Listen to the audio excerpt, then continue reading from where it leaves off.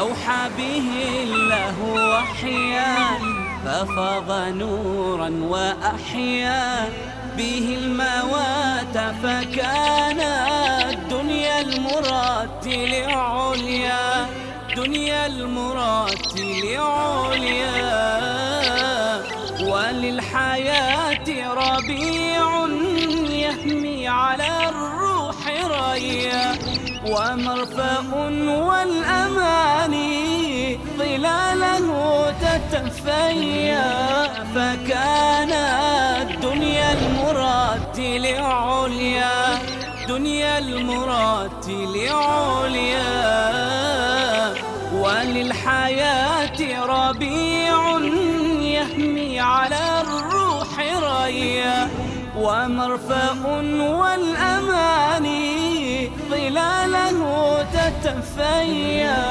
بالدمع تتلوه عيني والقلب بات نديا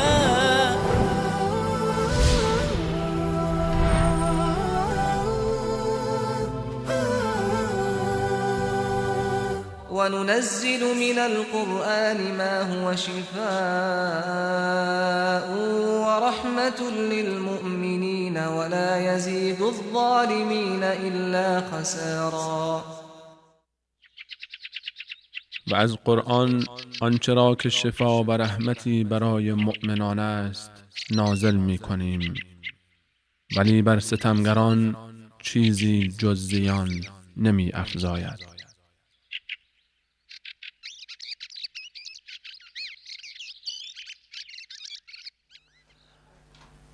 بسم الله الرحمن الرحیم. الحمد لله وكفى وسلام على عباده الذين اصطفى. رب اشرح لي صدري ويسر لي امري واحلل عقدة من لساني يفقه قولي. خواهر و برادر عزیز و ارجمند، السلام علیکم و رحمت الله و برکاته. باز الله سبحانه سپاسگزاری میکنیم که برای ما و شما فرصت عنایت کرد که باز با هم در مورد مسئولیت های خود ما با گفتگو بشینیم. تمنا میکنم که لحظاتی که با هم هستیم خداوند در حسنات ما، در کارهای خوب ما حساب بکنه، در میزان حسنات ما بیفزاید. شما از شنیدن و ما از گفتن در نزد الله پاداش کمایی بکنیم، با امید روزهایی که الله عزیز در چهره امت یک تبسم را ایجاد کنه، امت جشن آزادیشان بگیرن، جشن پیروزیشان بگیرن و روز برسه که ما آزادانه در هر جا افتخار کرده بتونیم که ما مسلمان هستیم، ما بنده الله هستیم، ما مطابق قانون الله زندگی میکنیم. با امید همون روز ما میخوایم خود ما را آماده بسازیم. الله هر کدام ما شما را لایق بندگی خودش بسازه، ما را از جمله بنده های خوب خودش بسازه. خداوند او لیاقت و اهلیت بر ما نصیب بکنه که دست نصرت الهی به طرف ما دراز شود. حال ما میریم باز به دنبال همو مسئولیت های خود ما که چند برنامه از مسلسل میاییم که برای اولادهای خود ما نزاکت ها یا آداب اجتماعی را بفهمانیم و اونا را با این ادب و اخلاق مزین کنیم. کسای از ما باقی بانه که سبب نجات ما و شما در روز آخرت شوند. با دعای از اونها ما در گورهای ما آرام بخوابیم. این مسئولیت پدر و مادر عزیز و مربیان عزیز نسل آینده هستند. تمنا میکنیم که خود ما در ابتدا نمونه هایی باشیم برای فرزندان ما، برای شاگردای ما. ما گفته آمدیم که یک مسلمان وقتی که نان نوشجان میکنه چه رقم کنه؟ این مکتب اسلام میبینیم که ما را تعلیم میده، درس میده. میخواد که ما و بهترین وجه و بهترین شیوه ها کار ما را انجام بدیم. حتی میخوریم، مینوشیم، میخوابیم، میگردیم، صحبت میکنیم، در یک مجلس داخل میشیم، با مردم معامله داریم، در مکتب ما، در مقابل پدر ما، در مقابل استاد ما، در هر کار ما یک شیوه و یک روش خاص را برای زیبایی ما، برای خوش اخلاقی ما، برای نمونه شدن ما برای سایر ملت ها، برای سایر انسان ها سفارش هایی میکنه این دین عزیز ما، این مکتب مبارک ما. مختصرا میخوایم چیزایی را که گفتم بیایم. نان گفتیم وقتی خورده میشه، نوش جان میشه، دستا شسته شود، بسم الله گفته شود و با دست راستش انسان به طرف بشقابش، غوریش یا همون ظرفی که طعام گذاشته شده دراز کنه و با لقمه های کوچک یا با قاشقی که میگیره، با قاشقی که مناسب دهنش باشه، برابر با لقمه باشه که در دهنش میگذاره، همون از پیش رویش ورداره و نوش جان کنه. نوش جانش. وقتی آب می نوشه گفتیم باید که روی به طرف قبله باشه، نشسته باشه، با دست راستش ظرف آب، گیلاس، پیاله، هر چیزی که هست ایره می برداره و با 3 جرعه یا 3 شپ نوش جان میکنه. در آخرش هم الحمدلله میگه، نوش جانش. وقتی گفتیم سلام میته باید آغازگر سلام همو باشه و سلام هم درست سلام بده، السلام علیکم.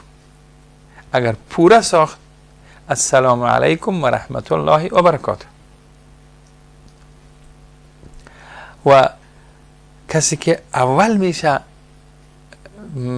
سلام میته، این تقربش به الله، نزدیکیش به الله، این بیانگر می حرکتش است که این اول شده سلام میته بر یک کسی. 2 نفر گفتیم اگر مقابل شد کی سلام بده؟ و هر کسی که نزدیک است به الله، الله دوست داره. اجازه خواستن بود. اجازه خواستن هم 2 رقم بود، یکی داخل خانه بود، یکی در بیرون بود. باید که گفتیم اگر اولاد هنوز جوان نشده در خانه هستن، در 3 وقت گفتیم که پسری که جوان نشده، دختری که جوان نشده، اینا وقتی پیش پدر مادرشون میخواین بیاین، در اتاق پدر مادرشون داخل میشن، باید اجازه بگیرن. یکی همی بود که پیش از نماز فجر بود و بعد از نماز ظهر بود یا در ظهر بود که پدر و مادر یا پدر از کار خسته آمده در خانه، لباس های راحتش پوشیده، با خانم با مادر اولاد در اتاقش نشسته، اولاد دفتن داخل نشوه، اجازه بگیره. و در بیرون خانه هم گفتیم وقتی که کسی میخواید خانه شما بیاید، شما خانه یک کسی میرین، باید که تختق زده شوه که صاحب خانه بشنوه و شما خودتون معرفی کنین. اگر صدا کنن که کی هستی، سلام علیکم، من فلانی هستم. بعد در جای استاده شوه که وقتی دروازه خانه باز میشه، چشمش ناگاه در داخل خانه در جان کسایی یا در جای چیزایی نیفته که دیدن از اونا برش اجازه نباشه. خانم در داخل خانه باشن، شاید سرلوج باشن، لباس مناسب در جانشون نباشه، چی میفهمن که از بیرون یک کسی نامحرم داخل میشه؟ بنابراین در جای از بیرون درب استاد باشه که چشمش ناگاه در جای نخوره که سبب ندامت و پشیمانیش بشه. و همینطور آل میاییم به طرف مطلب دیگه که ما از روبرو شدن با عزیز، وقتی دیدیم کسی با ما ملاقات میکنه، میاییم سلام میتیم، بعد مصافحه میکنیم یا دست میتیم، قول میتیم. این قول دادن ما هم از خودش آداب و طریقه گفتیم داره که باید کف دست ها با هم بچسبه و کمی فشار داده شوه، بعد احوال پرسی شوه.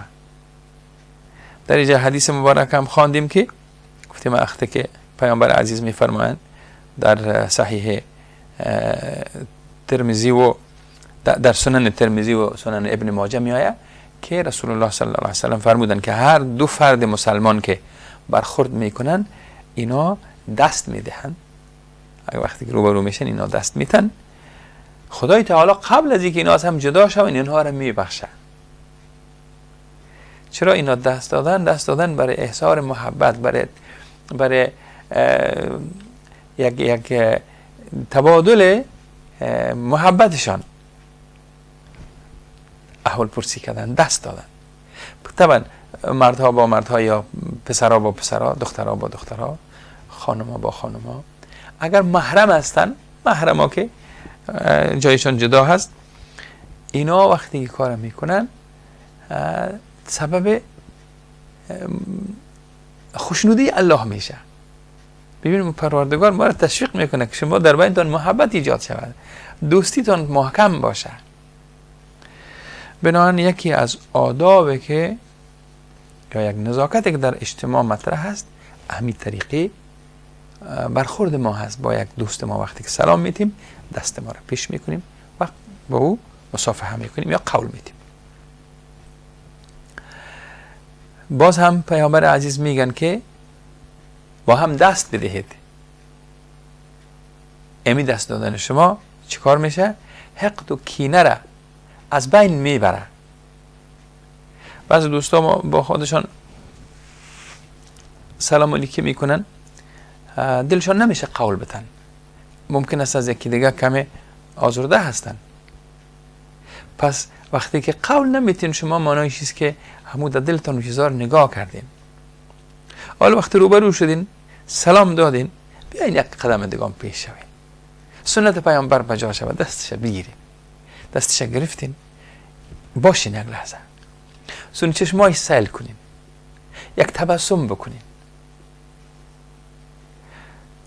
وقتی که شما با این تبسمتان یک پیام میتین بر از او، از دیدنش خوش شدین، با خودتان نور نزدیک میکنن، دستش میگیرین. این سبب میشه کینه از بین بره. او یک شارتی برقی اگر در بین شما شده بود که دلها را از هم دور کرده بود، حالا با دست دادن شما این دو تا لاین اپ دوباره باز وصل میکنید.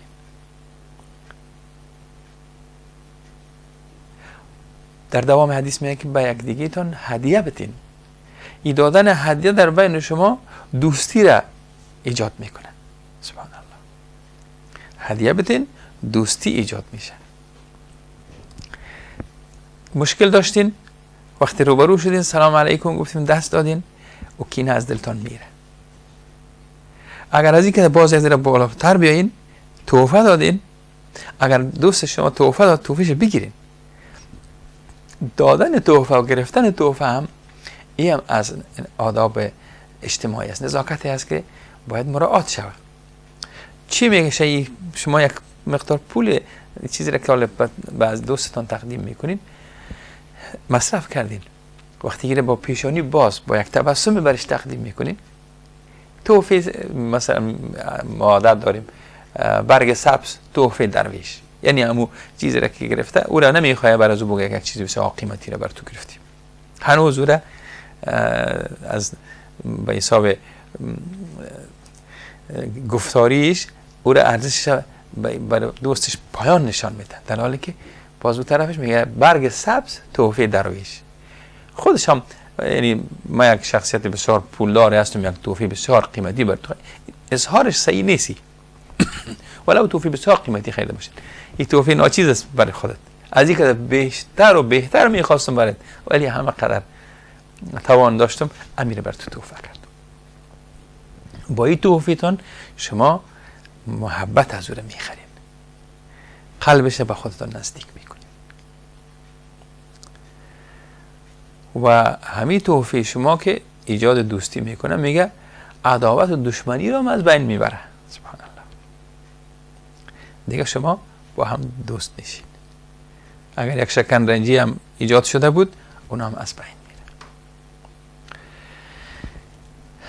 ما عادتا بعض وقت همین وقتی که با دوست ما مصافحه میکنیم، در بین بعض جوان ها یا بزرگ ها هم همینطور بعض وقت میکنن، وقتی که مصافحه میکنن دست میتن، امی دو چیز دیگر یادشان میره، یا ایره متوجه نشدن، اهمال میکنن، فراموش میشه از پیششان. وقتی که دست دادن ببخشید، باید طرف چشمای دوستش سیل بکنن، باید تبسم بکنن، یک پیام است. ولیکن یا وقت نداره یا عادت شده، همونطور مثل که دست بزنم تو میره. بعض وقتا کش میکنه یک قسم به او قول بده که مفهوم همی محبت و صمیمیت طور پنهان میمانه، اظهار نمیشه. پس حتی بعض وقتا شده که همین رقم دست دادن سر بعضی کسا بد خورده که چقدر بی نزاکت است، دست دادن یاد نداره. بناهن مربیای عزیز من، پدر و مادر عزیز، شما یاد بتین، خودتان عملی برش یاد بتین که از بچی گلم، دختر گلم، وقتی کت یک خورخوندید، کت یک خانم، کت یک مادرت، کت پدرت، کت محرمای، وقتی که شما دست میتین درست دست بتین. اونا احساس کنن که کسی پولیشون یا روبروشون آمده، برش احترام قائل است، برش ارزش قائل است، دستش گرفته، آلش طرف سل میکنه، خوب هستین، شکر که شما را دیدم، الله شما را حفظ بکنه. این لطف خدا بود که باز ما شما ملاقات کردیم. سبحان الله. هر کلمه که شما از زبان مبارکتون این تو گفا برای در اعمال نامه شما درج میشه. امروز فلان شخص برای فلان شخص اینو قدر هدیه ها را تقدیم کرد، در حالی که شما هیچ مصرف هم نکردید. این زبان مبارکتون چیزایی را برای هدیه کرده که سبب شده ملک دست راست یادداشت بگیره. سبحان الله. حال بعد از اینکه شما دوستان دیدین، خانهش رفتین، مثلا وقتی مصافحه کردین، سلام علیک کردین، احوال پرسی کردین، حال شما باید در کجا بشینین؟ داخل خانه شدین.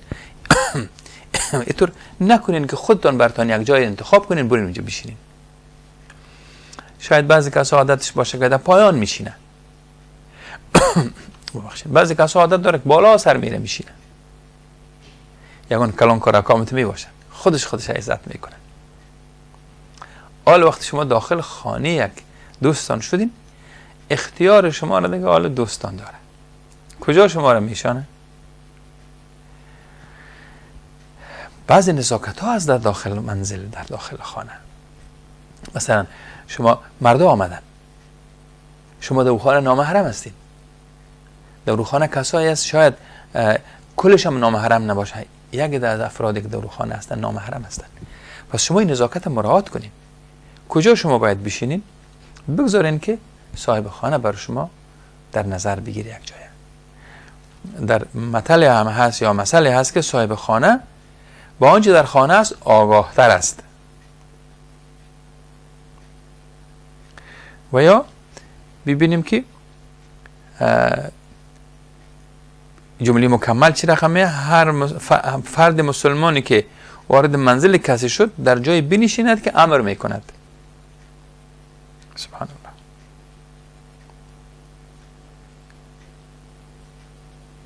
حتی ای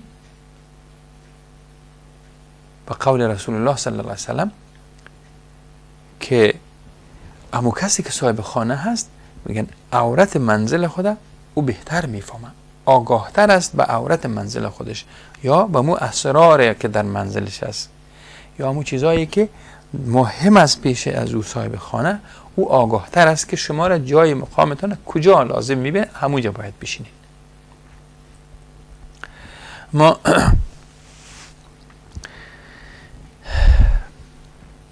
بعض وقت دروازه خانه قسمی هست که خانه ها، شاید بسیار خانه ها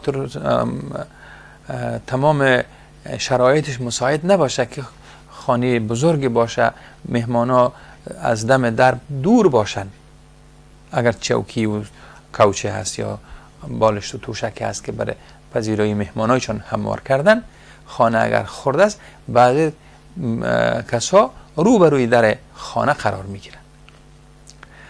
پس باید که شما در جایی باشین که اهل و عیال که در خانه هست و اونا از شما رویگیر هستن، محرم شما نیستن، شما اونا رو مزاحمشان نشوید، اونا رو قید نکنین که نتونن از در او طرف خانه، در مهمان خانه، در بیرون، غیر از مهمان خانه، در بیرون در دهلیز خانه وقتی که از آشپزخانه میاین چیز ظرف میگیرن میرن یا در اوج حرکت میکنن، اونا اذیت نشون.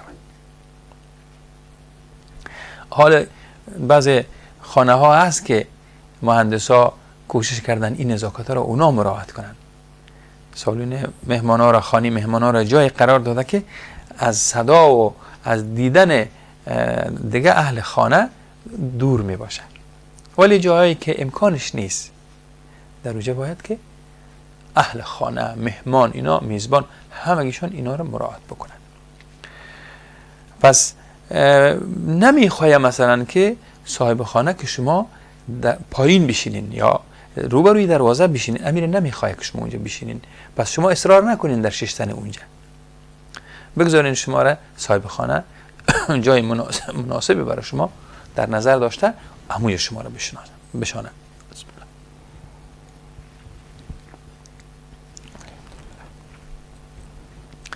یک کسی میگفت که ما در خیشای ما، در اقارب ما یک کسی هست که با یک عده از اعضای خانواده محرم باشه ولی با یک عده محرم نیست.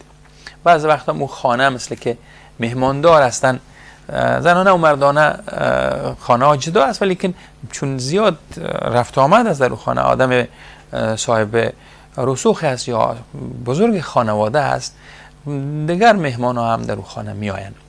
ولی این آقایی که در اون خانه از نزدیکایشان است، این همیشه می آید در روبروی دروازه مهمان خانه میشینه و بعض وقت هم سیل میکنه که اون طرف دروازه اگر واز شد چشمش میخوره در بقیه اعضای خانواده که در اونجا هستن. بعض وقت خانوما شکایت میکنن، میگن بگوین. او صاحب خانه هم میشرمه که من چطوری را بگویم، خواهد گفت که من از اعضای فامیل هستم، شما سر من اعتبار نمیکنین، شما مرا چشم سفید فکر کردین، چشم جهان فکر کردین، چقدر نزاکت های دیگه ایجاد میشه. پس شما با اختیار میزبان خودتان قرار بدین. میگه آمدن مهمان با پای خودش، رفتنش به دست مهمان، به دست میزبان. بنابراین در داخل خانه هم که شما میشین، دیگه چیزهای شما هم در اختیار میزبان هست. برای شما چیزی را که میاره تقدیمتان میکنه، شما را نوش جان که میگه، شما مثل که گفتش میکنین، به خاطر شما را عزت میکنه، شما باید که دنبال حرف میزبان باشین. شاید همی شوخی باشه، یک کسی میگفت که یک کسی مهماندار هست، مهمان پیشان زیاد مهمان میره، ولی یک عده از مهمان ها را، بعضا اکثر مهمان ها را ای صاحب خانه یا میزبان لطوکوب میکنه، میزنه. عجیب، مهمان کسی زده. یک کسی میگه من گفتم مرا باورم نمیه، من میرم خودم یک بار خودم مهمان میکنم، من ببینم که ای صاحب خانه راستی میزنه یا چطور است. شاید شوخی باشه این مثال. میرن این جوان داخل خانه و سلام علیک میکنه، البته از دور میشناسن. خوش آمدی مهمان عزیز، بفرمایین. داخل خانه میشه، جای بر نشستن برش نشان میده که بفرمایین اینجا شما بشینین. این میره راست هم اونجا میشینه، بعد چای میاره برش نوشجان کنین، حلوا، شیرینی باب، چیزایی که دارن برشان، هر چیزی که صاحب خانه میگه این پسر یا این مهمان انجام میده.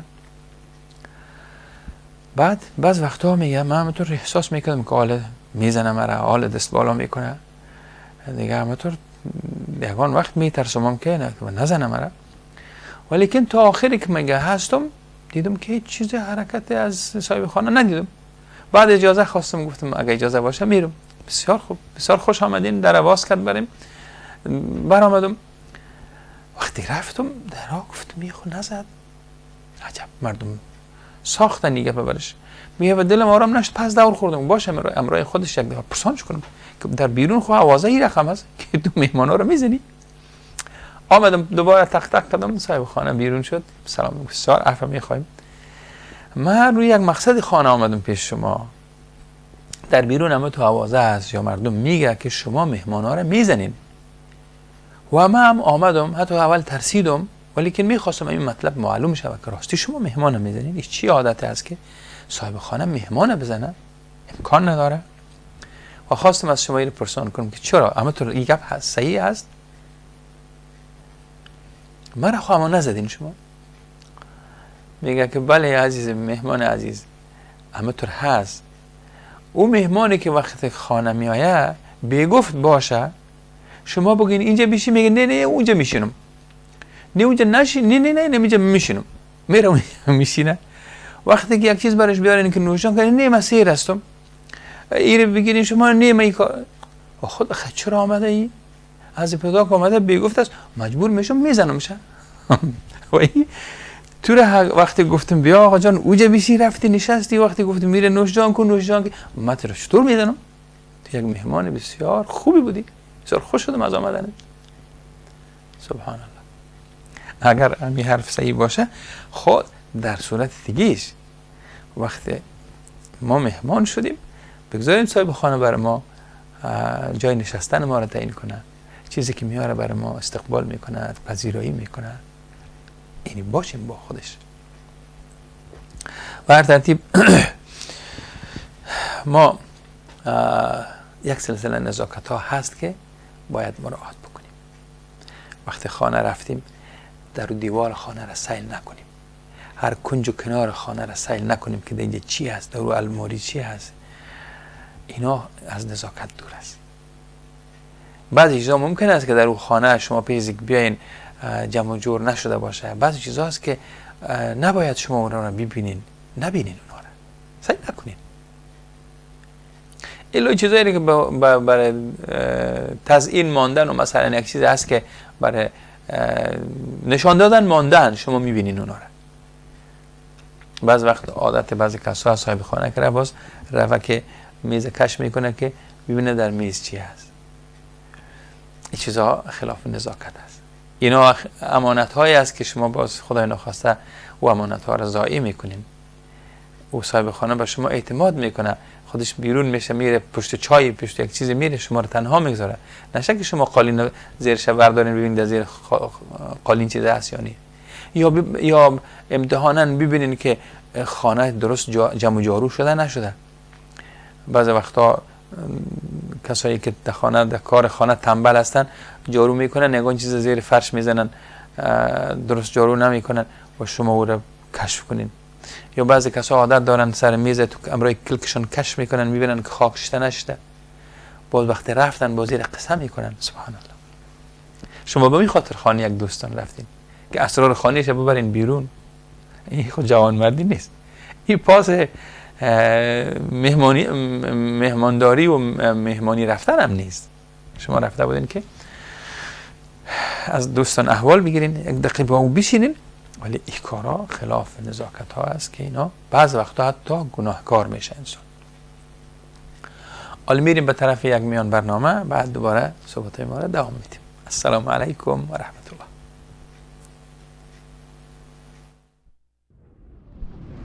نور في الظلمات أنسي في خلواتي يا سعدي وهنائي القرآن حياتي يا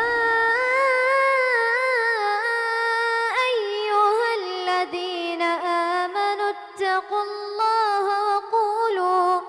وقولوا قولا سديدا.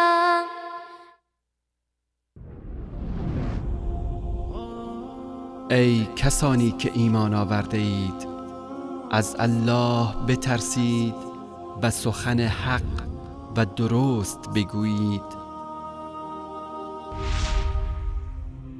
نور في الظلمات أنسي في خلواتي يا سعدي وهنائي القرآن حياتي. أوحى به الله وحيا ففاض نورا وأحيا به الموات فكان دنيا المراتل عليا دنيا المراتل عليا وللحياة ربيع يهمي على الروح ريا ومرفأ والأماني ظلاله تتفيا فكانت دنيا المراتل عليا دنيا المراتل عليا وللحياة ربيع يهمي على الروح ريا ومرفأ والأماني ظلاله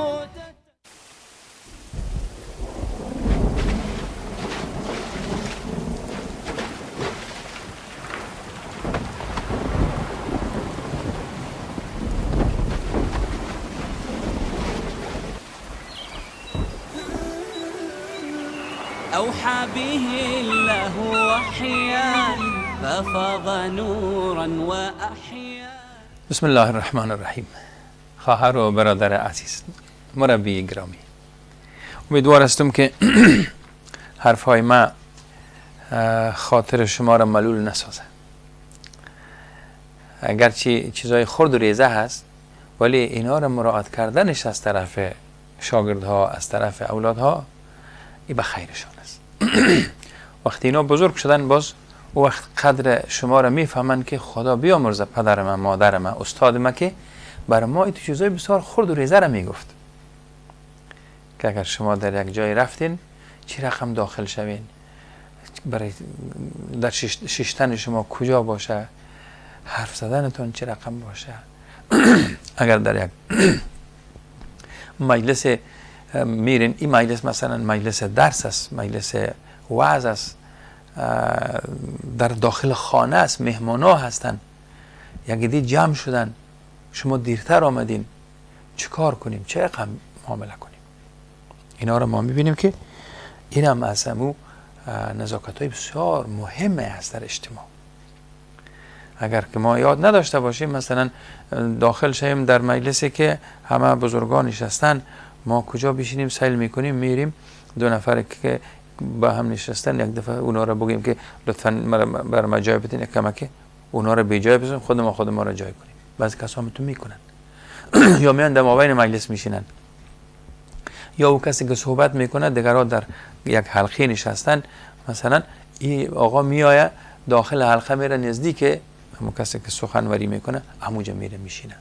دیگرها برآشفته میشن که چه بی نزاکتی بود، چه بی ادبی بود که آمد و سر مردم قدم گذاشت و رفت در اون جای نزدیک. هر کس میخواد در اون جای نزدیک بشینه، ولیکن اینجا یک حلقه تشکیل شده یا لاین شدن، مردم پشت سر هم نشستن. چرا اینطور؟ بنابراین ما اینا را هم مواظبش باشیم که شاگرد ما، اولاد ما این نزاکت ها را باید مراعات بکنن. مثلا شما میبینیم که مجلس شروع شده، شما دیر آمدین، وقتی داخل شدین دیگر سلام نتین که همه متوجه شما شوه، و کسی که اونجا اداره مجلس به دستش هست یا صحبت میکنه اخلال شوه و همه متوجه شما شوه. شما دیر آمدین، یک اشتباه کردین که شما دیر آمدین، باید سر وقت میرسیدین. خب شد، ولیکن آل وقت داخل شدین ببینین کجا خالی است، کجا جایی است که شما بشینین. صرف نظر از این که شما مقامتون اگه اوجا نباشه، برین اموجا بشینین. آله شما بر از این که دیر آمدین، شاید اگر شما وقت میامدین بر شما جای مناسب یک کسی شما را میبرد میشاند اونجا، ولی آل که آمدین بر از این که اخلال نشه و مجلس، شما در یک جای سنگین برین بشینین. و میبینیم در اینجا حتی حضرت جابر رضی الله عنه میگن که وقتی ما به خدمت رسول اکرم صلی الله علیه و سلم میرفتیم، خانه میرفتیم یا در مسجد در یک جای نشسته بودن، یک در صحبتشون گوش میکردن، وقتی که ما میرفتیم مبارک میگن هر جایی مجلس که باز می بود و امکان نشستن می بود می نشستیم. سبحان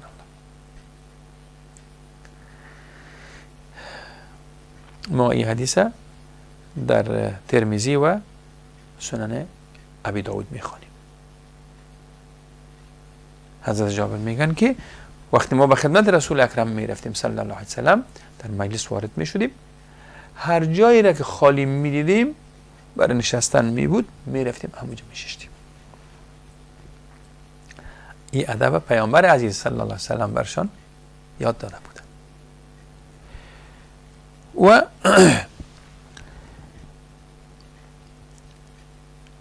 در کنار از اونا بشینیم. اگر یک حلقه است جای خالی شده اینطور دور نشینیم از اینا که همو شکل همو مجلس خراب نکنیم. اما تو که در داخلش نرفتیم الا که جا نیست، حلقه بسته شده و کسایی هم فرصت از این ندارن، متوجه آمدن هم نشدن یا جای نیست که اینا حلقه را کلان کنن یا کمک پس برن که جای خالی شه و یک دو نفر دیگه بشینن. اگر اینطور نیست خب پس اینا یک جای مناسب دیگر را برشان بشینن.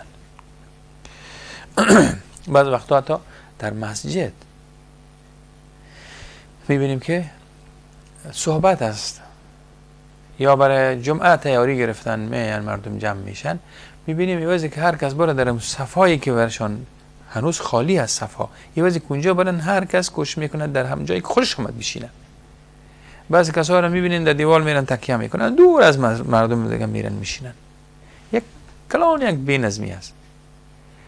شما آمدین همون نوبتتان لاینی که هست و قطارهایی که برای شما یا برای نشستن هست از همونجا شروع کنیم دیگه.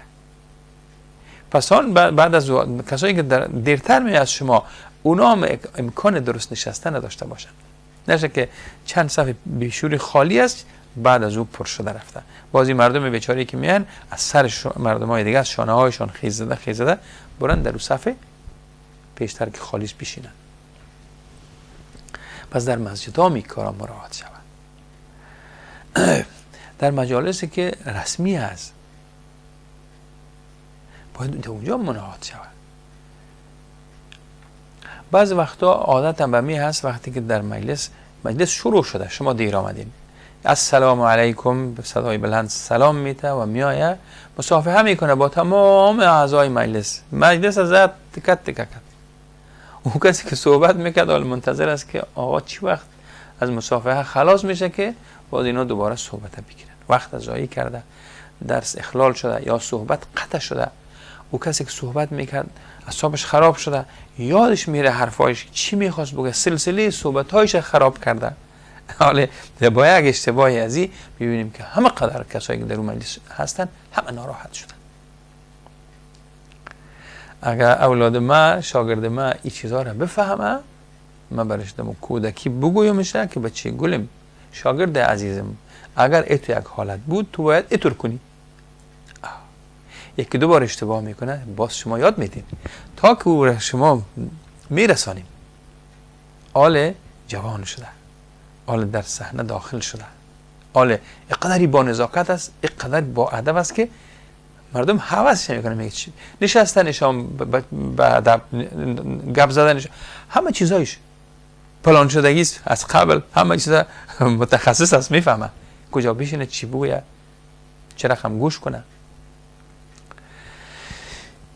یک کسی میگفت که این دیگه در دوران وقتی که ما در پشاور زندگی میکردیم، در اونجا یک دوست ما یک اداره را رئیسش بود، گفت ما مجلس خود اعضای اداره ما را داشتیم، در بر پاسبان گفتیم در بسته بکن که ما مجلس داریم. خب مجلس ما شروع شد. یک مدت یک کسی از پاسدار یا کسی که پیش دروازه بوده نگهبانه حرفش نشنیده و گفتم من بسیار عاجل با رئیس کار دارم، داخل شده. گفت یک کسی آمد داخل شد و ما همه نشسته بودیم، آمد از این یک السلام علیکم گفت. در اون عادت هم همی بود که هم مصافحه میکردیم هم بغل کشی میکردیم. این آقایی که داخل مجلس میشه همونطور که هم مصافحه میکنه هم بغل کشی میکنه، یک طرف دو طرف میره، نفر سوم نفر چهارم 10-15 نفر که هستن تمام اینا را با ایشان هم قول میده و هم بغل کشی میکنه. وقتی که خلاص شد کارش میایه میگه که از آقای رئیس پرسان میکنه که یک نفر پرسان میکنه مثلا احمد هست. این حکایت او رئیس میکرد، گفت اما تو اعصابم خراب بود که خدایا چقدر این آدم ما را مزاحمت کرد، همه چیز ما را به هم زد. او آخرش هم یک کسر از ما پرسان میکنه. خواه نمیشد که تو بدون از این حرفا و بدون از این اعمالی که تو انجام دادی به خلال کردی، کم از کم 10 دقیقه ما در هر بغل کشی از این که یک دقیقه شده باشه 15 دقیقه مصرف شد. آخر پرسان کرده که فلان آقا تشریف دارن؟ میگه من گفتم که ندارن. کارم آمده بود گفتم که ندارن. بسیار ببخشین. گفت خیلی بسیار تشکر، خدا حافظ. باز دوباره قول و بغل کشی و از این 15 نفر دیگه ای دوباره بخشش خواست و قول داد و بغل کشی کرد و 15 دقیقه دیگه ما را از بین برد. شما ما همه ما مثل که دیوانه شدیم، میخواستیم که چیغ بزنیم، فریاد کنیم که خدایا این مرد از کجا آمد، چرا این کار کرد. در آخر تشکری کرد و رفت. ببینیم نزاکت بوده، این ادب داخل شدن به مجلس بوده. وقتی که شما یک کس گفت داخل نشوین ما اون روز خواندیم، دروازه را تق تق کرد، گفت اگر از اون یک کس گفت جواب نداد، خب 3 بار پرسان کو، یک توقف بکو، پشت تق تق نکو، ببین که آیا مشغول نباشن، فکر کو، نماز میخوانه، تشناب رفته، حمام رفته، انتظار باش، باید فرخطا نشو، عجله نکو، باز یک چند دقیقه دیگه بزن، گوش کو. 3 بار اگر که دیدی که کسی حرف نمیزنه، رایت بگی برو، کوشش نکو دروازه رو باز کنی. اگر از داخل صدای شنیده که میگه که لطفاً پسانتر بیاین، دیرتر بیاین، بسیار تشکر، برگرد. الا دیگه حال نگو که من کار ضرور دارم میخوایم شما رو ببینم. در داخل خانه کدام مشکل هست که خودت گفتن برگرد.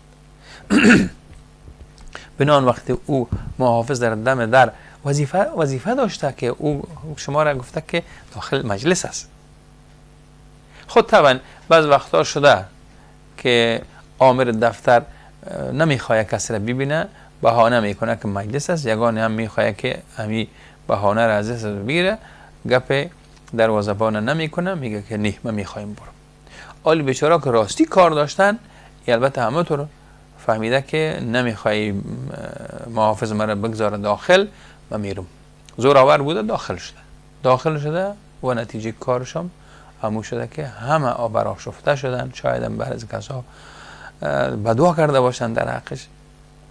بر ترتیب ما عزیزای خود ما را متوجه میسازیم که این کار نکنه. اگر در خانه است یا در یک مهمانی هستیم یا در یک مجلس است، اما در اینجا صاحب مجلس یا برگزار کننده مجلس، صاحب خانه، اگر یک کسی میآید که پیشتر گفتیم اگر می آمدن جای مناسب برشان می بود، جای خالی می بود، می آمدن می ششتن. اما یک کس دیگه آمده مثلا از نظر معنوی در یک مقام بلنده هست، پدر خانه هست یا مادر خانه هست، یک شخصیت موی سفید هست، حقدار از سر دیگه اعضایی که در اونجا هستن، یا یک عالم، یک فاضل هست از نظر معنوی، پس برازی باید یک احترام خاص داشته باشیم. نه خدای نخواست از خاطر که پول داره ما از خاطر که پول دار ایره ببینیم چقدر این نزاکت در اینجا هست. پول خدا برش داده، نوش جانش امانت بهش باشه. خدای نخواسته نشه که کسی که وقت برازی احترام میکنه فکر کنه به خاطر پول مرین احترام کردن خودش هم گناهکار شوه، دیگرها را هم به یک مشکل روبرو بکنه. و یا دیگران خدای نخواسته همه تو عادت کنن که با کسایی که پولدار هستن و سرمایه‌دار هستن یا یک مقام بالا دارن، وزیر هستن، رئیس هستن، یک وقت کارم پیش از اینا بند نشوه، یک وقت محتاجشان من نشوم، برای از این چاپلوسی کنن، تملق کنن، برای از اینکه این جلوگیری شوه، ایره از مادیات کشیدن در طرف معنویت بردن. یک شخصیت معنوی هست. شما محتاج خدای نخواسته سفارش از او یا پولی از او نیستین. به علمش، به فضیلتش، به اخلاقش شما احترام گذاشتین. به بزرگیش، از سنن از شما بزرگ است. بازی اگر در مناسب مادی هم قرار داره، ولیکن شما هدف از احترامتان جایتان برش خالی کردین از نظر سنش بوده، از نظر احترامی که شما بر او و شخصیتش داشتین. بنابراین ما میبینیم که در اینجا هم رسول اکرم صلی الله علیه و سلم هم سفارش میکنن که مردم را در جای خود بنشانید. صاحب خانه متوجه شد که یک عالم داخل شد، یک شخصیت بزرگ داخل شد، یک پیچ سفید، یک ریش سفید داخل شد، جای برش خالی میکنه. بفرمایید شما، میگه بالا برین اونجا بشینید. دیگه عزیزا جایشون خالی میکنن به احترام از او بزرگ که آمده. این باز مشکل نیست. این مهمان باید بره همونجا که صاحب خانه برش نشان میده. دیگران هم قهرشان نیاید که اونا از نظر سن کوچک هستن، از نظر مقام معنوی پایانتر قرار دارن، اونا اصلا در دلشانی نگرده که ما را صاحب خانه قدر نکرد، او را قدر کرد. ببینن سبب قدرش چی است. ببین همین همون نزاکت مادی میآید. اگر صاحب خانه یک پولدار آمد، یک بیچاره فقیر که سنن از او که شاید زیاد باشه در اونجا اشته، او را بگه شما بیاین پایان لطفاً که اینا بشینن، شما یک کار بسیار اشتباهی بزرگی کردین. در بین این دو نفر اول شما کینه، عقده ایجاد کردین. او فقیر احساس کمی کرد در اون جمع، احساس حقارت کرد، توهین شد، اما تو احساس میکنه و شما این کار کردین. شاید شما نفهمیده کردین، ولی حالا بفهمیم که کار نکنیم. یک وزیر داخل شده، در اونجا موی سفید یک پدر نشسته، یک آدم ولی صاحب مقام نیست. اصلا این کار شما نکنین که وزیر صاحب بفرمایید شما کاکا جان بین پایان، گناه داره، خدا قهر میشه. پیامبر عزیز صلی الله علیه و سلم میگن مردم در جایش بشانید. اگر کلگی مامورین است، وزیر داخل شده، وزیر جایش بالاست، بره بشینه. همه تجارا هستن، همه صاحب کار هستن، یک تجار کلانتر از اونو آمد، بره بالا بشینه. اونو تفاهم دارن برش. اما در یک فضای دیگی باید در اونجا دنیا مطرح نباشه. شما از اجر و ثواب و پیش الله جوابگو هستید. او وقت اما فقیرترین نفری که اگر فقیر است اما خوش اخلاق ترین است، با ادب ترین است، سنش بزرگ است، دلسوز ترین است، دعاگوی است، اما که بالای سر بشانی میشه. یک کسی بود که شاید هم میگن حضرت بیدل بوده، در یک مجلس مهمانی بوده، اینا میان با لباس عادیشان، اینا رو نمیمانن که کاکا شما اینجا، میگه من دعوت شدیم، شما اشتباه آمدین بفرمایید. این میفهمه، اونا آدم ها دانشمند بودن، با جا رسیده بودن، فهمید که از خاطر لباسش ایره تحویل نگرفت، میره خانه چپن پاک و نو میپوشه که میایه همین کسی که مانی شده بود بفرمایین میبرن بالا. خانم که داخل میشن اینا رو بالا سر میرن میشنن. نان وقتی که شروع میکنن برای خوردنش بفرمایین، از اول هم اونا رو میگه بفرمایین شما، باز مبارک میگن همی آستینه کشه پیش میکنن که بخو. مردم حیران میمونن که شیخ چه کار دارین شما، آستینه تا نمیگه؟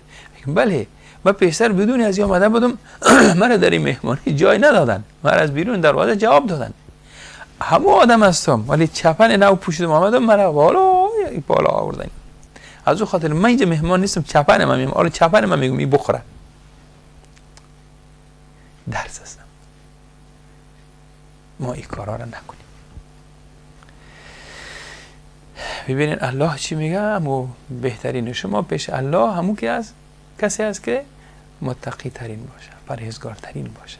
نگفت غنی ترین، نگفت که قوی ترین، نگفت که وزیر، نگفت پادشاه، نگفت. هر کسی که خدا را زیادتر دوست داشت از خدا پیش الله همین مقام است.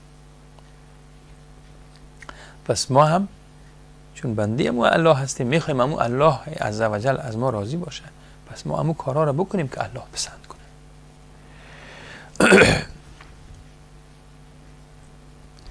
حالا مطلب کوچکتر میسازیم.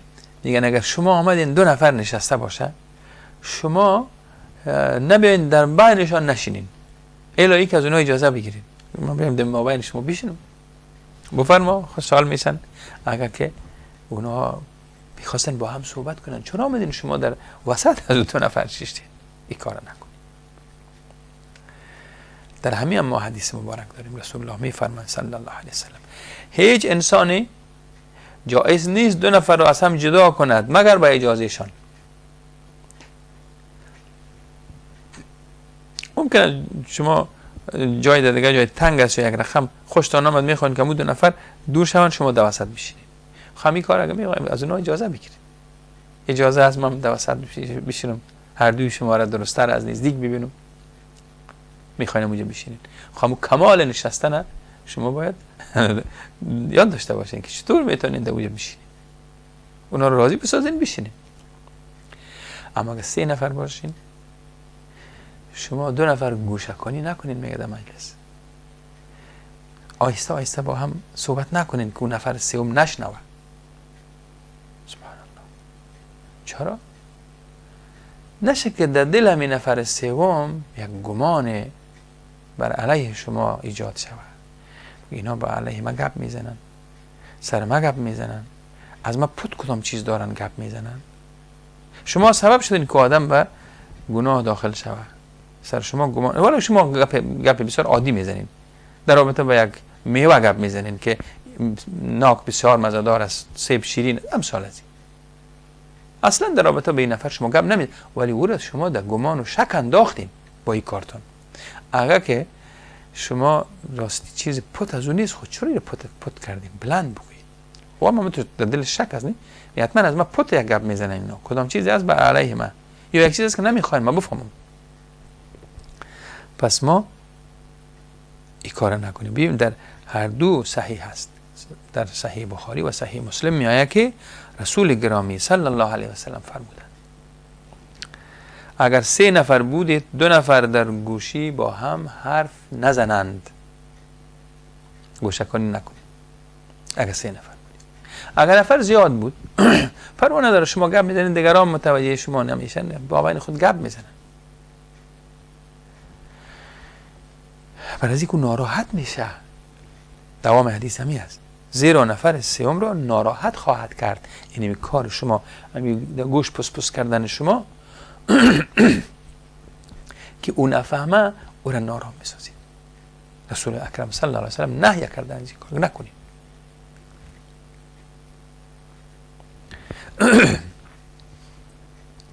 پس ما نزاکت مجالس مراعات کنیم. جمع بود آمدیم، در یک جایی که خالی بود نشستیم، اول خواه اشتباه کردیم که دیر آمدیم. در همین غرب میگن که اینا وقت شناس هستن، بسیار وقت همطور هست که اینا وقت شناختن و ما متاسفانه وقت در اینجا خب در بین افغان ها همطور ایره بسیار مثل که بگویم با افتخار یاد میکنن یا یاد میکنیم که اگر ساعت 10 اینا را کس خبر کنه میگن که 12:01 میاین، 2 ساعت 3 ساعت بعد میاین. و صاحب که اینا مهمانی هم اگر میفهمه میگن که ما مردم وقت میخوایم بدون وقت میاین. چقدر عیب است کن. اسلامه که ما را تاکید میکنه همه کار شما سر وقت باشه.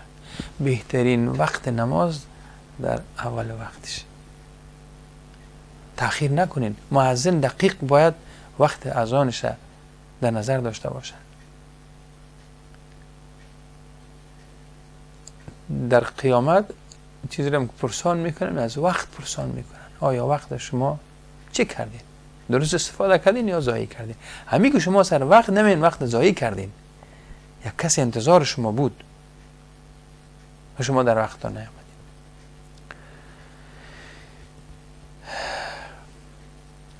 و این خاطر وقتی که شما دیر آمدین در همون جایی بشینین که خالی است. مجلس خراب نکنین. از یک سر همراه هم یک مصافحه و قول نتین، بغل کشی نکنین، جای خلاص شده باشه. السلام علیکم برادرها، مانده نباشین، خوب هستین، کلتون خوش آمدین، نگوین این حرفا رو. بیاین راه میکرد یک جای بشینین. عادت ما شما هم همی است که بعض وقتا که در مجالسی که مراد میکنن میاین میشینن، بعد از اینکه مجلس خلاص شد یا سر نان آمدن، وقتی که نان باز خلاص شد دستایشون شستن، بعد از او باز کسایی که با هم ندیدن میخزن که مانده نباشه، اثر یک جور پرسانی میکنن. این خیلی نزاکت خوبی است. در آغاز این کار سبب اخلال میشد، سبب بی‌نظمی میشد. وقتی که 2 نفر می بود گفتن نبین شما در مابین نشینین، یا اگر یک جمع حلقه جور کردن نشستن شما نبین در وسط ندارین، پشتان طرف مردم نباشه. ببین یگان وقت کسایی که با نزاکت هستن حتی در موتر یا در ماشین وقتی میشینن پشتشان کسایی که نشستن اونا رو دور میخوره، میگه که عفو کنین پشت طرف شما هست. یگان هم باز شوخی میکنه میگه خیر گل پشت روی نداره. این چه خوب گپی هست. میام اونا رو با گل تشبیه میکنه. یگان میگه سیب پشت روی نداره. به یک میوه بسیار لذیذ. یعنی تشکری میکنن از پیشش که لطف کرد. امیگه پگر نزنه بعضی کسا میگن سیب کلانکار پیش روی ما ششت. شاید هم نگوین ولی شاید هم بگوین. پس امی مشکل که ما رفع کنیم یک عذرخواهی شب سر خود سیل کنه ببخشید پشتم طرف شماست. وقتی که در مجلس هست که میاد پشتش طرفش قصدن آمده ششته، پشتش طرف از او دمروی از او هم گرفته، اگر قدکش بلند باشه یا سرش کلا باشه دستار باشه آدم دیگه پیشرویش که او دیده نمیتونه، مجبور میشه آدم یا این طرف خود سیل میکنه یا این طرف میکنه یا بالاخره سرشانی شما خود تپ تپ کرد که سرکت در خمی من نمیبینم. ها اگر جایی نبود شما مجبورن طبعا میایین داخل. برادرها اجازه است داخل بشینیم بفرمایین میگن. اگر حلقه را کلان کرده نمیدونستن شما رو داخل، دیگه کسایی هم که دیرتر میان در حلقه باز در داخل حلقه مردم میشینن. 3 نفر اگه بودن گوشه کنی گفتن نکنین. 2 نفر با خودشون گوشه کنی نکنن، نارامی ایجاد نشود. اسلام عزیز منظورش در اینجا چی هست؟ ببینیم نمیخواد که در بین شما ایجاد سوء تفاهم شود، سوء ظن شود، گمان بد ایجاد شود. بالاخره نتیجه از سوء تفاهم و گمان بد و سوء ظن سبب درگیری میشه، کینه پیدا میشه، بدبینی پیدا میشه، دوستی از بین میره. اسلام نمیخواد این کارا شود، میخواد که دوستی هر چقدر مستحکم شود، جای کینه را محبت بگیره. ای که کینه‌ای که اگر شما نخواسته بودین ایجاد شده، این را میخواد اسلام رفع بکنه. یک درگیری شدید شده، خون ریزی ها شده، حل کنین اینا را. انتقام نگیرین، کینه نگیرین. چطور که خود آدم به یک نزاکت مراعات نکنه یک کینه ایجاد شده، یک دشمنی ایجاد شده، خدا نکنه. نفهمیده او کار کرده ولیکن این عملش سبب شده که همونطور فاصله ایجاد شده بین مردم. پس مسئولیت کی بوده که این کار نشه؟ مسئولیت شما پدر مادر عزیز من، مربی عزیز. و این که پاره یاد بدیم عواقبش خدای نخواسته خراب نشه.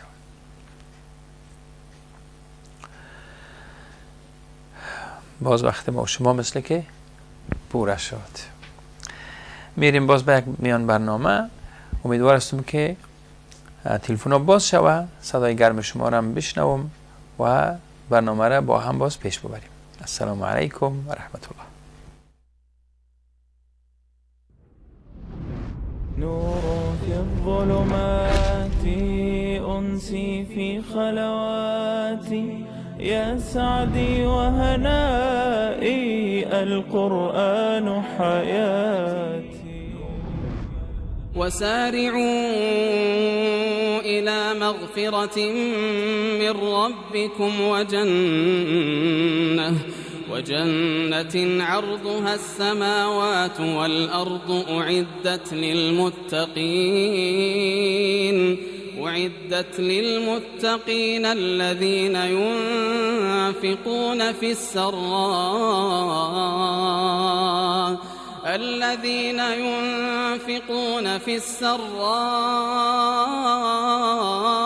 والضراء والكاظمين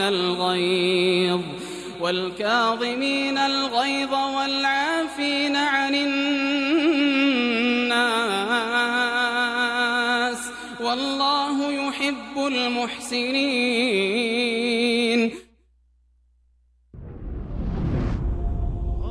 و به سوی آمرزش پروردگارتان و بهشتی بشتابید که پهنایش به گستردگی آسمان ها و زمین است و برای پرهیزگاران آماده شده است.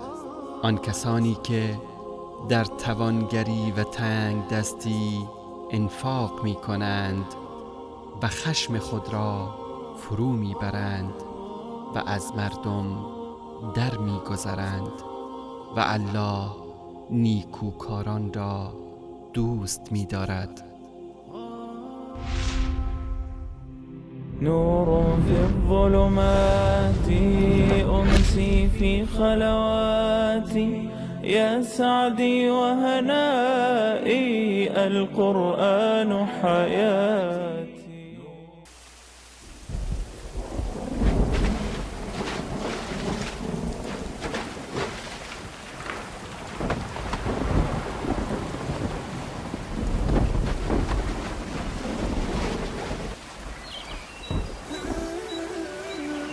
أوحى به الله وحيا ففاض نورا وأحيا به الموات فكان. بسم الله الرحمن الرحیم. خواهر و برادر ارجمند، ما از مجلس، آداب مجلس، نزاکت های در مجلس صحبت میکنیم. امیدوار هستم که شما هم با صداهای گرمتون برنامه را جالبتر بسازین.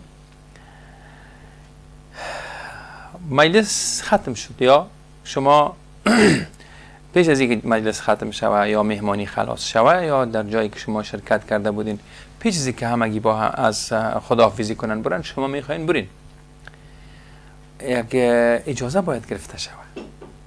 شما باید برای صاحب خانه یا صاحب مجلس اگر میبینین که دیگرها اخلال نشون، شما میخواین وقتر براین، یک ضرورت براتون پیدا شد، خب به یک اشاره، به یک ایمای و طرف صاحب مجلس یا صاحب خانه دیده اشاره کنین که شما میریم.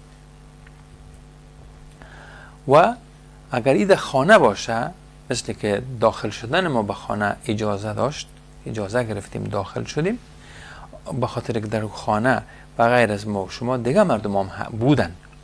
حال وقتی که از خانه بیرون میشیم، اگر همون خانه که مهمانای مرد جدا شده بودن، حال او طرف خانه هم دیگه خانما هستن که اونا دفعتن اگر مهمان بیرون شود، خب باز همون نزاکتی که مراعات میشد نشد.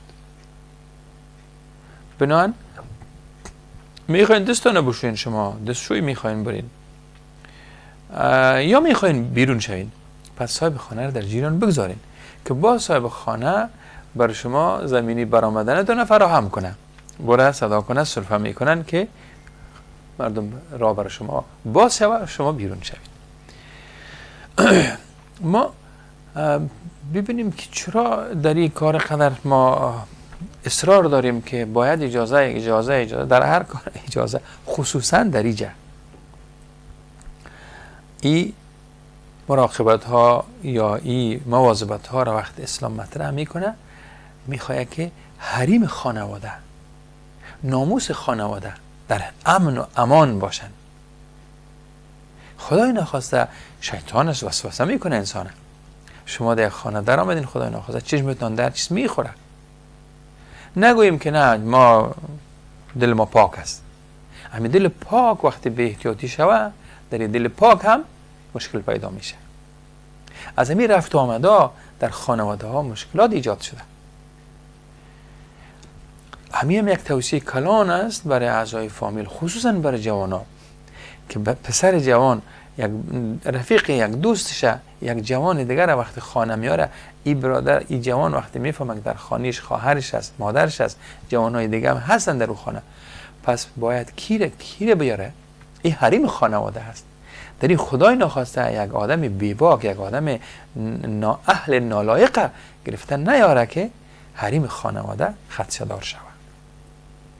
از اون خاطر هم یک دیگه که صاحب تجربه هستن، بزرگای ما میگن که دوست زیاد نداشته باشین، یک دوست داشته باشین، بهترین دوست انتخاب کنین که وقتی او را شما در خانه میارین، او خانه شما را حرمتش نگاه کنه، اسراری که در او خانه شما هست او را نگاه کنه، حفاظت بکنه.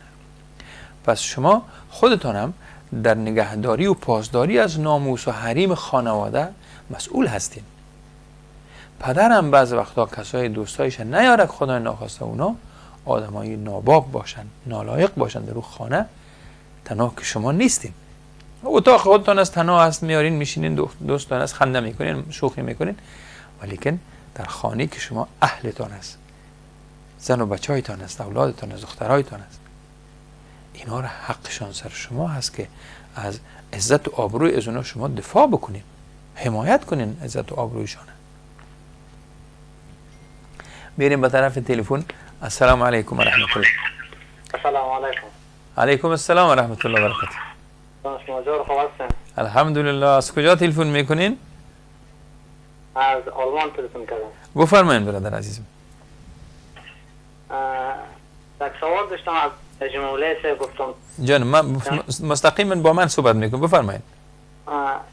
گفتم نماز خفتن هرچی نوقت خونده شود فایده داره یا نه؟ با وقتش خونده شما مثلا 8 بیجا، 7 بیجا که یا 7 بیجا. بسیار خوب، یادداشت کردم. دیگه هم چیز گفتنی داشتین؟ سوال دیگه هم داشتین؟ سوال دیگه داشتم، اگر من با یک دختر غیر اسلامی مثلا ازدواج کند میتوانم که ازدواج کنم؟ با دختر غیر مسلمان منظورتان است؟ منظورم با دختر عیسوی، موسوی یا مثلا یهود باشه ازدواج کنه جواز دارم؟ با دخترای اهل کتاب؟ بله؟ آره با دختر اهل کتاب. بسیار خوب، یادداشت کردم، لطف کردین، تشکر. ممنون. خواهش میکنم، مهربانی کردین. از خداحافظ.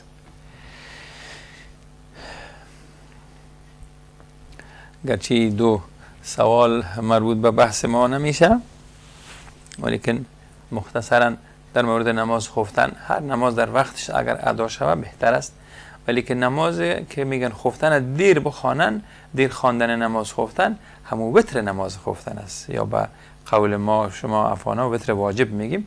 وتر واجب اگر در نماز آخر نماز شبش باشه، مثلا کسایی که عادت دارن تهجد میخوانن، نصف شب بیدار میشن، اینا بهتر است که نماز وترشان در آخر نماز تهجد یا قیام لیلشان بخوانند.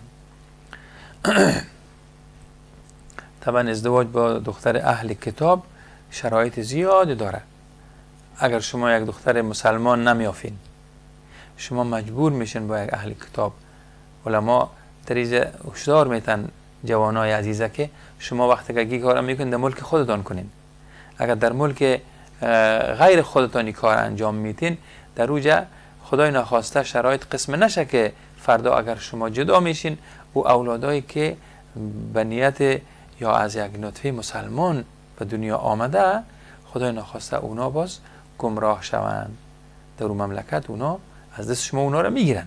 وقتی گرفتن شما سبب شدین که خدای ناخواسته او دو طفل زایی شود. در غیر از او شما از دیندار بودن از اونا باید مطمئن باشین که راستی اونا یهودی یا عیسوی هستن یا نصرانی هستن و در پهلویش اونا عفت داشته باشن، عفیف باشن. خدای ناخواسته در اینجا رواج است که هر کس با هر کس دوست شد، کنار آمد، پروا نداره، در جز کلتور شده. نشه که خدای ناخواسته با یک کسی شما خانواده تشکیل کنین که اونا عفت نداشته باشن، خدای نخواسته فردا به شما هم خیانت کنن. بنابراین خیلی مشکلات است. اگر که همه چیزها دروازه ها بسته باشه، بعد از او شما به او طرف اگر مراجعه میکنین این چیزها را هم در نظر بگیرین. حال پس اگر بریم در همون حریم خانوادی ما ببینیم که اسرار خانواده را باید ما حفظ بکنیم. کسایی در او خانه ما رفت آمد داشته باشن که اونا اهل از او خانواده باشن. اهل منظورم اعضای خانواده نی، لیاقت داخل شدن در حریم خانواده را داشته باشن. بسیار کسا هست که شکایت هایشان می آید، دفترها پر شده که ما یک دوست داشتم در خانه آمد، باز با خانم ما نعوذ بالله انسان شرم میکنه، ولی اینا ضرور از گفتنش. رابطه پیدا کرد، مهمان ما، دوست من. خود تو اشتباه کردی، با یک دوست خائن آمدی در خانه داخل شدی. دختر من بازی داد، فلان کرد. خب به این ترتیب داخل حریم خانه کردن هر کس و ناکسی به ضرر شما است. دقت شما باید. حال ما اگر از خانه خارج میشیم، از مجلس بیرون میشیم، مجلس خلاص شد، ما در او جمع پیامبر عزیز ما میگن صلی الله علیه و سلم که هرگاه از مجلس خیستین، مجلس ترک کردین، مجلس خلاص شد، دعایی بکنین شما. ما الحمدلله آل عزیزای ما صحبت که میکنن در مجلس، بعد از او که خیستن از مجلس میبینیم که یک کسی دعا میکنه. دعای مجلس بکنین، ختم مجلس، کفارت مجلس. در اون مجلس میشه که گپ های خدا ناخواسته له و لعب گفته شده باشه، یک گپ اشتباه خطا سر زده باشه، زبان هست یک چیز متوجه نشدن گفتن.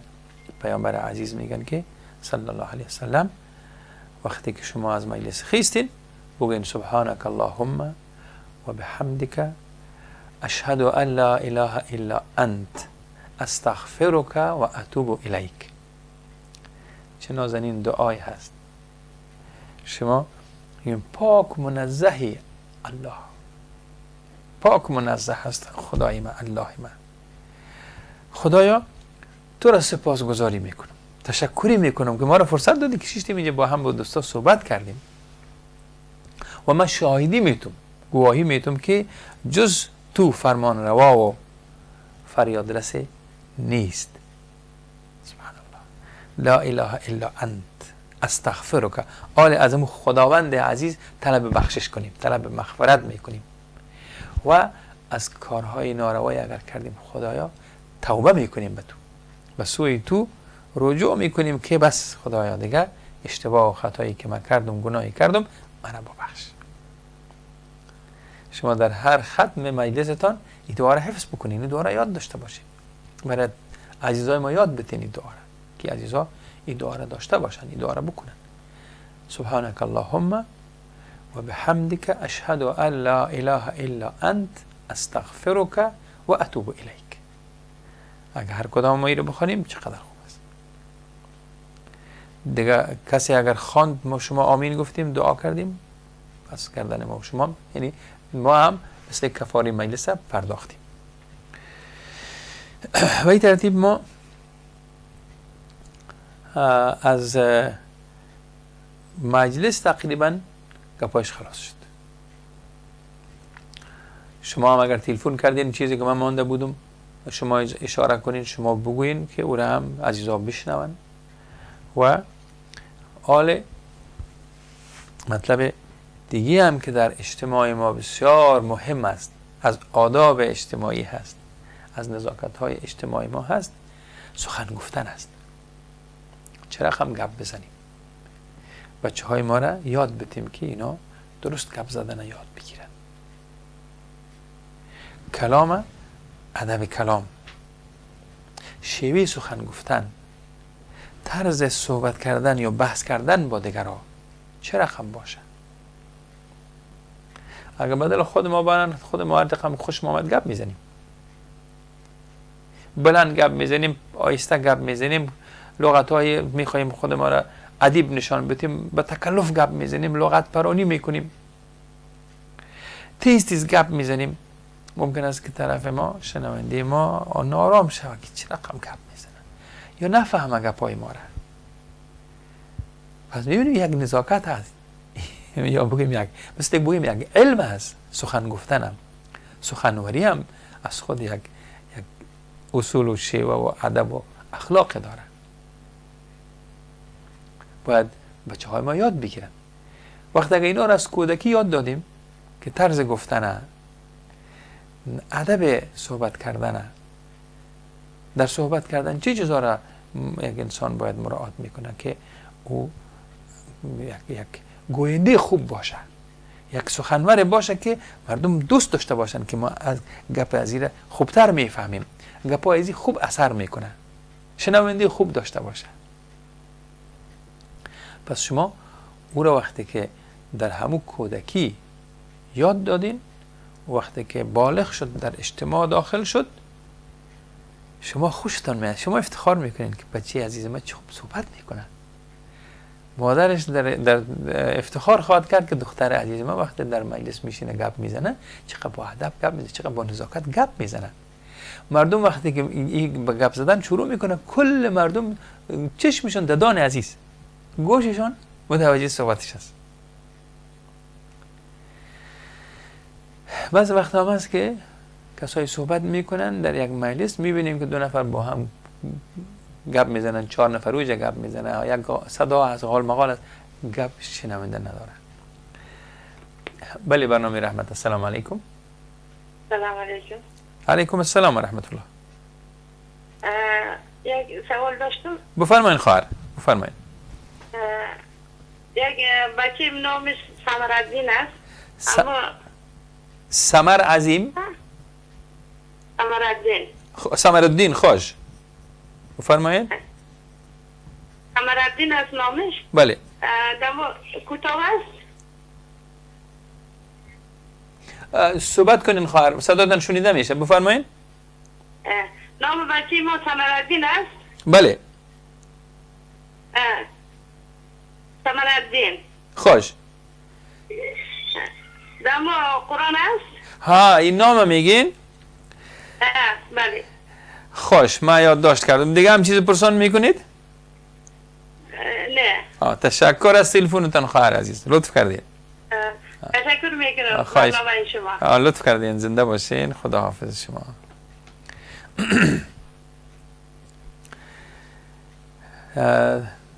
سمرالدین اگر من درست فهمیده باشم مثل که بگویم میوه دین. ما نام های داریم، مثلا اگر در قرآن هم نیست ولی در بین اجتماع ما این نام ها مورد استعمال داره، مثلا قمرالدین، آفتابالدین، شمسالدین، سمرالدین. اینا هم از محبت والدین به دین است که انشالله ای اولاد شما، پسر عزیز شما ثمر دین باشه، میوه دین ما باشه. نام زیبایی هست. بله برنامه رحمت. السلام علیکم. علیکم السلام و رحمت الله و برکاته.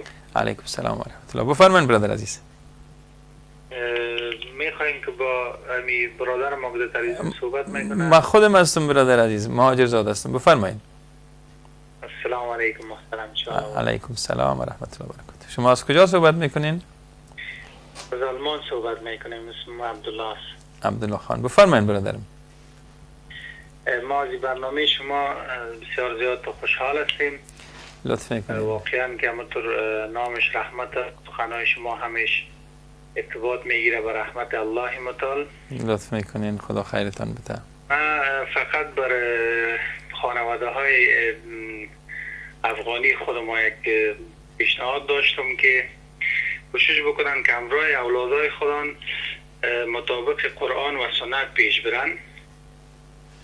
در خانواده ما شما زیادتر از عصبانیت کار گرفته میشه.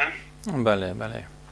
از زور کار گرفته میشه و حتی بعضی خانواده است که برای دخترای و یا پسرای خودشان صلاحیت نمیتن. بله. اون صلاحیت را که برشان خدا و پیغمبر داده و کار نمیکنن. عبدالله جان، کاش که یک گذره وقتر شما زنگ میزدین، حالا از استودیوی مرکزی برم میگن وقت پوره شده. شما را من خواهش میکنم که در برنامه جمعه آینده ما شما اشتراک کنین که زیادتر حرف بزنین. خیلی خوشحال میشم. انشالله. لطف کردین، بسیار تشکر. مسئله نیست، درست است. انشالله اگر زندگی بود باز انشالله صحبت کردیم. تمنا میکنیم هر دوی ما زنده باشیم و شنونده هم زنده باشن که گپای شما را گوش کنن. بسیار تشکر برادر عزیزم. من از همه عزیزان تشکر میکنم. برنامه در لحظات آخرش است. امیدوار هستم تا به هفته آینده باز ما شما زنده باشیم و برنامه ها بدون اخلال پیش بره. السلام علیکم و رحمت الله و برکاته.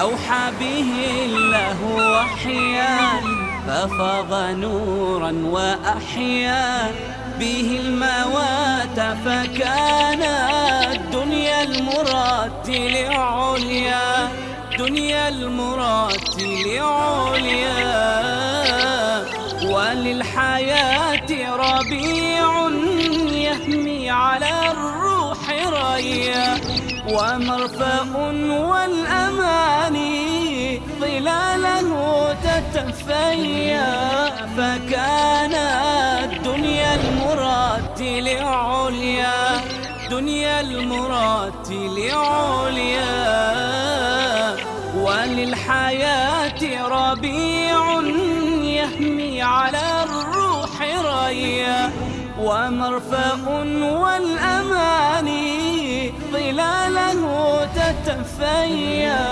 بالدمع تتلوه عيني والقلب بات نديا